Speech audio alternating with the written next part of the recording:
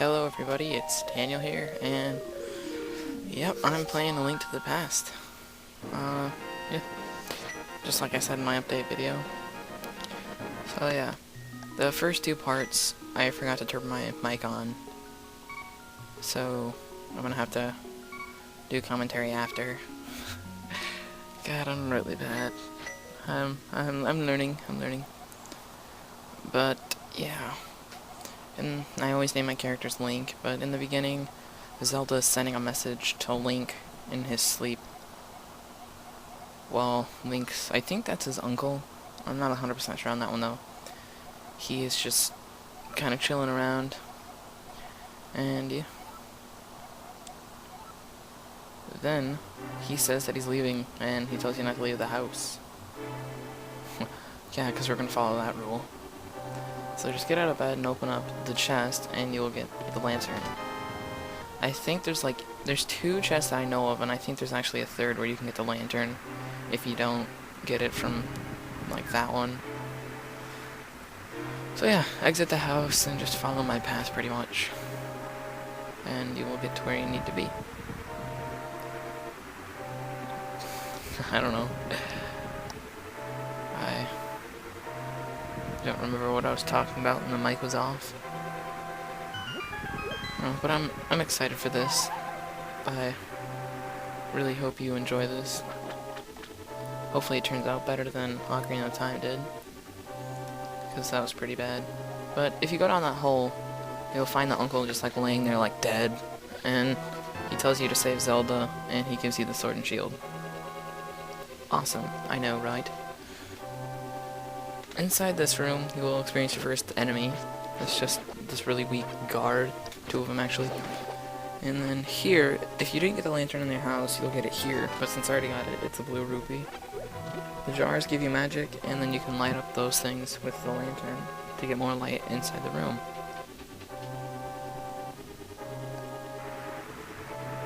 Come back outside and head around all the grass and go up and follow the main path through the door, and you will be inside Hyrule Castle. There's another enemy. It's just a stronger guard with a more than just a little dagger. So yeah, immediately go to the left or the right.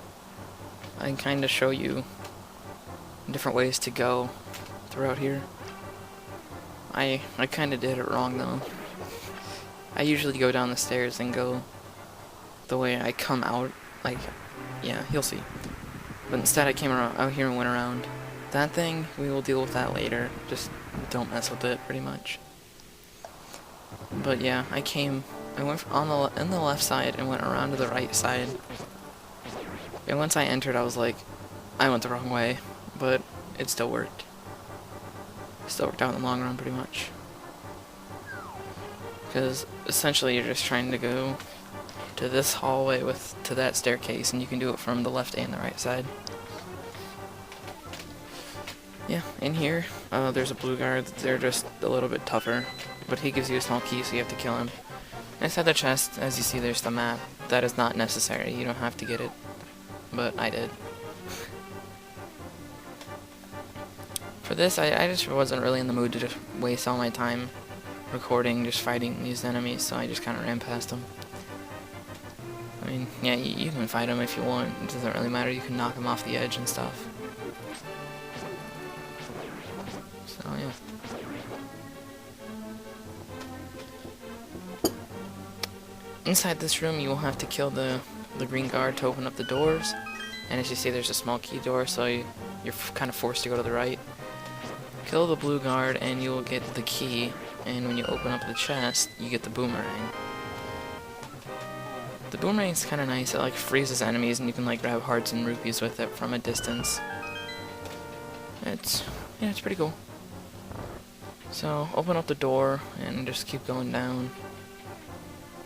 And after you go down this set of stairs, you'll now enter the room with Zelda, a chest, a guard, and the boss, in quotes, because it's not really a boss, it's just an upgraded guard. He swings a mace around. Those three jars have hearts, but if you grab a jar and throw it at him, And then we'll do that twice. You'll kill him right away. I thought it was 3, so I kind of like turned around and I was like, oh wait. Yeah, so he drops the boss key, big key, whatever. And that opens up that door. I think, since I got a blue rupee, I think that might also contain the lantern. I'm not 100% sure though. I mean, I might just have a blue rupee.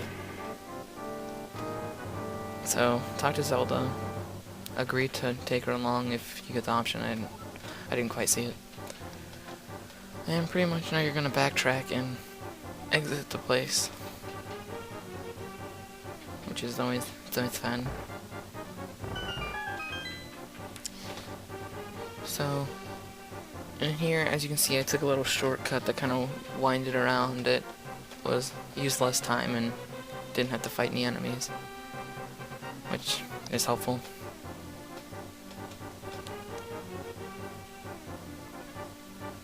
So yeah, you can jump on down, as you saw, to keep going. I accidentally threw the boomerang there, because I'm silly. Yeah, but I took the left way out this time, which is usually the way I take in, and then I took the right way in, which is what I usually take out, but I guess that doesn't really matter, as I found out. Yeah. Once you're inside the main room, she tells you about getting to the sanctuary, and you need to go up ahead. So go into this room. Just ignore the guards, they're pretty stupid. And for this, you're gonna have to push it over. And yeah, so pretty much just push it over with her. No bigs. Head on through the door, and it's all dark. Oh no. It's optional to light the lanterns. I did for a couple of the rooms. For no reason at all. I actually didn't light all of them in there. I don't know. I was bored. And here you have a ton of snakes. They're really annoying.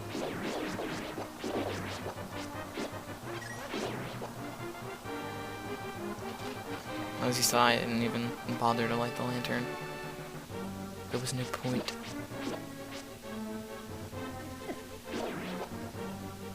Yeah, so inside this chest you get the small key, which is what you need to exit this room. So, you go ahead and use the key. Keep heading up. Now you're inside the sewers where there's a ton of rats, and they're really annoying, as you see. Usually, when I play, I take the time to kill all of them, because then you can get some more rupees for something we'll be getting, which you'll see, because I don't have enough money. But I eventually get all the money. So, head up through here, there's more rats. On the left side... Yeah, these are rats. One of them has the key. And you can just head on out.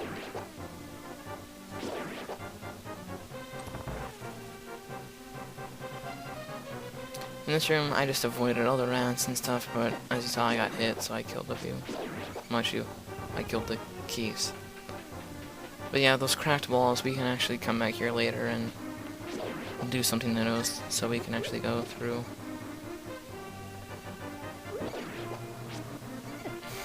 Kinda caught me off guard when that thing dropped a red rupee, which is worth 20, and I was just like, whoa. Lots of money. For this room, she tells you about the switch and how to pull them. The one on the left side, if you pull it, you'll get like a kind of sound, and like 10 snakes will just fall from the ceiling. So just pull the one on the right and the door will open. So now you have this long speech lecture from this old guy inside the sanctuary with weird music, and once he's done talking, well, he tells you that you need to go to Kakariko village and talk to the elder or something like that, I don't know.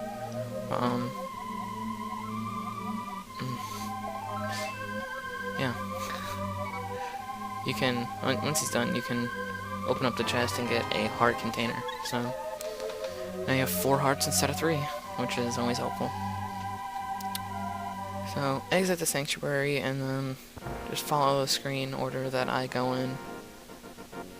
And yeah, here I show the boomerang. It just stuns enemies pretty much. There's no real use for it since I'm not trying to fight them all.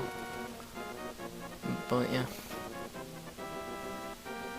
So, yeah, just pretty much keep going left and then down. And this is Kakariko Village. So, yeah, I kind of did things in a weird order, but I still did it. This person, they sell you a bottle, but it costs 100 rupees, and usually I kill those rats inside the sewer. So I have 100, but I only have like 59, as you see, so I was like, oh no. But I eventually get 100, and I think it's... no, it's in the next part, whatever. You'll see that. But come inside the back of this house, there's a chicken under that one, I don't know how it got there, but you can also get a bottle from that chest, from the back of the bar place. And here I was trying to find the butterfly net. I always think it's this long, but it never is. It's the one to the left of it. This guy, he just tells you about Zoras, apparently, and treasure, which we will get and see them later, I guess. But yeah, to the house to the left of that guy, there's someone just sick on a bed. And if you get near them, they start talking to you. And they tell you about mountains and sickness. And they give you the bug catching net, the butterfly net, as I call it. But it's used for other things than catching bugs and butterflies, obviously. So, exit that place. And I was trying to cut the grass to get some rupees, and then this thing came out and attacked me. Made me all mad. So yeah, I'm not getting any rupees. Sorry, I cut like all this grass. It's probably really pouring. And yeah, pretty much. Yeah, there's a fairy. If I didn't run into it, I could have caught it with the bug catching net and it would have went into a bottle. Yeah. So, thank you for watching the first part of A Link to the Past. I guess I'll see you guys in part 2.